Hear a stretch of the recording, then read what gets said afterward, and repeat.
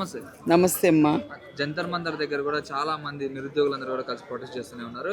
లాఠీ చార్జ్లు కూడా జరుగుతూనే ఉన్నాయి. చాలా మంది విద్యార్థులు నిరుద్యోగులందరూ కూడా దెబ్బతిన్నటువంటి పరిస్థితి కూడా రక్తం గారుతున్నా కానీ అక్కడ ప్రొటెస్ట్ చేస్తున్నారు.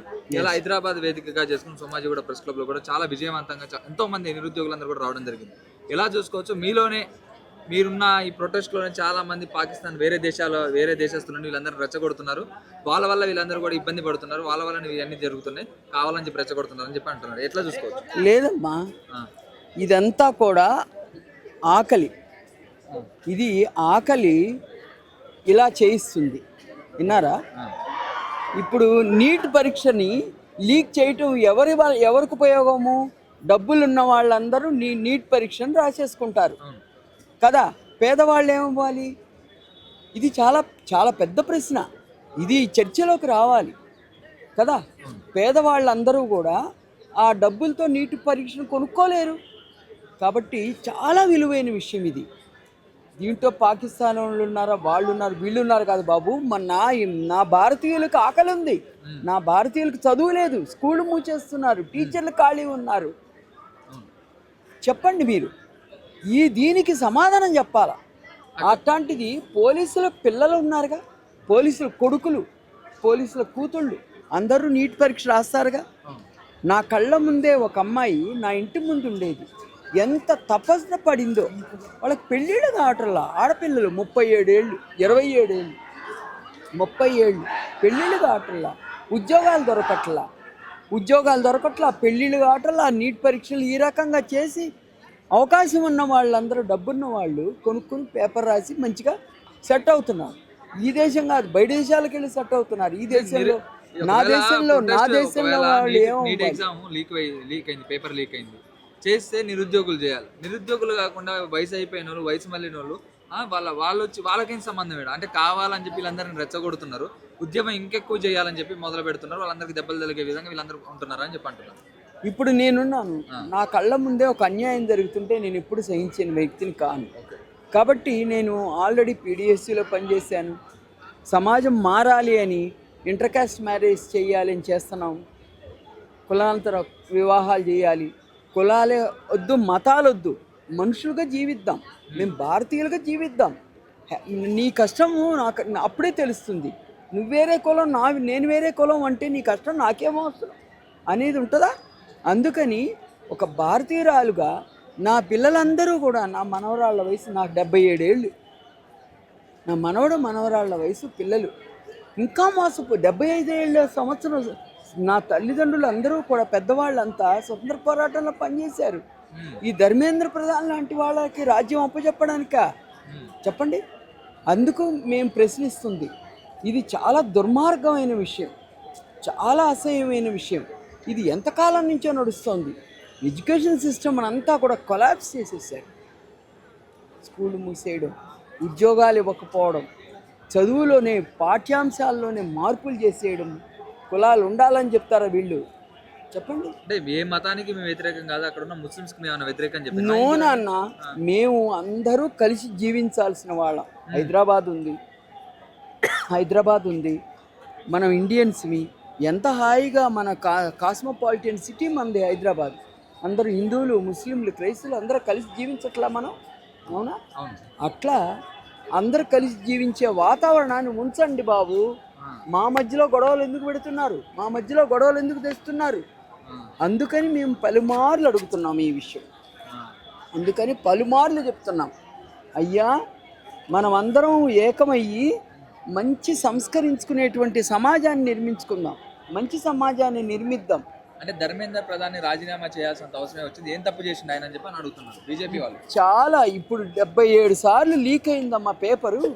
ఒక్కసారి కాదు, 2 సార్లు కాదు, ఇన్నిసార్లు లీక్ అయిన తర్వాత ఆ లీక్ అయిన పేపర్కి వెళ్ళి ఎవరికి అందుతుంది?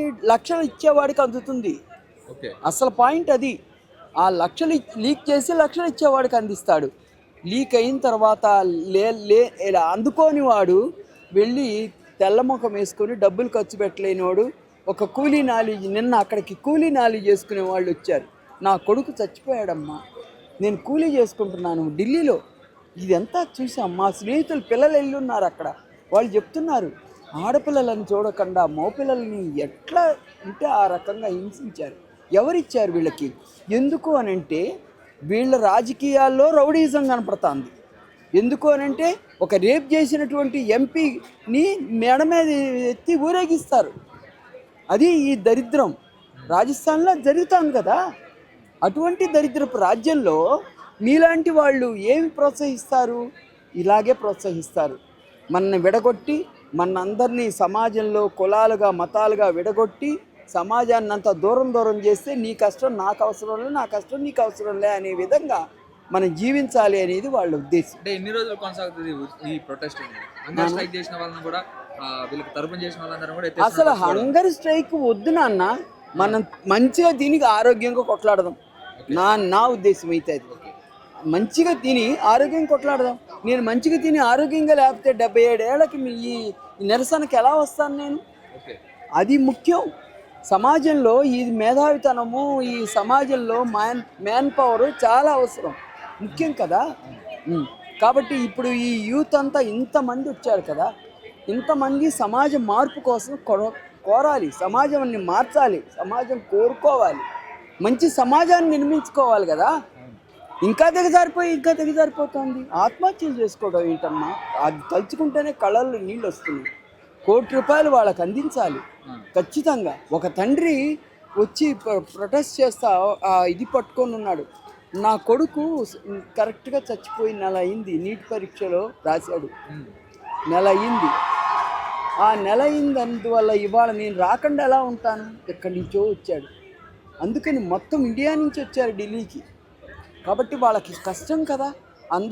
అందరూ ఫుట్పాత్ల మీద పడుకొని ఉంటే ఆ సోషల్ మీడియాలో కనపడుతుంటే ఎంత బాధ అనిపించిందో. వాళ్ళంతా అన్ని అవకాశాలు, గ్రామాలు, రాజ్యాలు పట్టుకుని వచ్చారు కదా, వాళ్ళు రైళ్లు పట్టుకుని. ఆ రకంగా రాజ్యం అసలు వాళ్ళు ఆకలితో, వాళ్ళ బాధలతో, వాళ్ళ కష్టాలతో వచ్చారు. వాళ్ళకెవరు ఛార్జీలు ఇవ్వలేదుగా, తిండి పెట్టలేదుగా, వాళ్ళకెవరు ఛార్జీలు ఇవ్వలేదు. వాళ్ళు అలా వస్తూ ఉన్నప్పుడు ఆ ప్రవాహము రైలు స్టేషన్లలో మెట్రో ట్రైన్స్ని ఆపేయడం తప్పు కదా. ఏ పర్పస్ కోసం వచ్చారో ఆ పర్పస్ని సాల్వ్ చేసుకోవడానికి వాళ్ళు వస్తారు కదా. ఒట్టిదే నాన్న, ఎక్కడి నుంచో వచ్చారు, మెట్రో రైలు టికెట్ కొన్నారు, టికెట్ కొన్నాక బయటికి వెళ్ళాలి, బయటికి వెళ్తానికి లేకుండా ఈ స్టేషన్ కాకుండా ఇంకో స్టేషన్ 4 కిలోమీటర్ల దూరంలో ఉన్న స్టేషన్లో ఆపేశారు. ఆపితే అక్కడ కూడా ఓపెన్ కాల, వాళ్ళు దూకి వస్తుంటే మీడియాలో కనపడుతుంది, మీరు చూసారో లేదు. ఇది నేను నేను అనేక ఉద్యమాలు చేస్తూ వచ్చి బతికిన వాళ్ళం మేము. యాంటీ అరాక్ మూమెంట్లో పనిచేశాను నేను, ఎమర్జెన్సీ టైంలో చూసాం, ఇన్ని చూసాం. కానీ ఇంత అసహ్యం అంటే పోలీసులు రాళ్ళు విసురుతుంటే చూశాను నేను. పోలీసులు, నా దగ్గర ఉంది ఆ వీడియో, అందరికీ షేర్ చేశాను. పోలీసులు రాళ్ళు విసరడం ఏంటి? ఎంత దుర్మార్గం, ఎంత తప్పు. ధర్మేంద్ర ప్రధాన్ రాజీనామా చేయాలి. ఇంతకాలం ఇంతమందిని విసిరిపోసుకుంటున్నటువంటి మోదీ గవర్నమెంట్ నడవడం వేస్ట్, అవసరం లేదు. సమాజానికి వేస్ట్, సమాజానికి భారం. మనం అందరం పన్నులు కడతా ఉంటే వీళ్ళ షోకులకి సరిపోతుంది. కాబట్టి బయట దేశాలకు తిరగటం, బయట వాళ్ళకి ఇదా మనకు కావాల్సింది? మన బిడ్డ మన భూమి మీద పుట్టిన బిడ్డకి చొక్కా లేదు, నా తిండి సరి లేదు. ILO లెక్కల ప్రకారం ఏంటి అనేది మనం చూసుకోవాలి. WHO చెప్తాంది పసిబిడ్డలకి ఆహారం సరిపోవటం లేదని చెప్తాంది. అది నేను అనేది. ఇప్పుడు ఆ పోలీసులు ఆ రకంగా మా బలుపుతో కదా ఆ రకంగా పోలీసులు నిర్వహించారు. వాళ్ళని మీ ముగ్గురు నిలబెడతానో వాళ్ళ ముగ్గురు నిలబెట్టండి. వాళ్ళకి నా పన్ను, నేను కట్టిన పన్నుతో వాడు తిన్నాడు, వాడు జీతం నడుస్తుంది. వాడు నా పిల్లల్ని, నా మనవరాలని ఈ రకంగా చేయటం తప్పు కదా. నేను అడగద్దా? నేను అడగాలి కదా. పౌరురాలుగా నేను అడిగే రైట్ ఉంది కదా. అది నేను. ఓకే నాన్న, థ్యాంక్ యూ.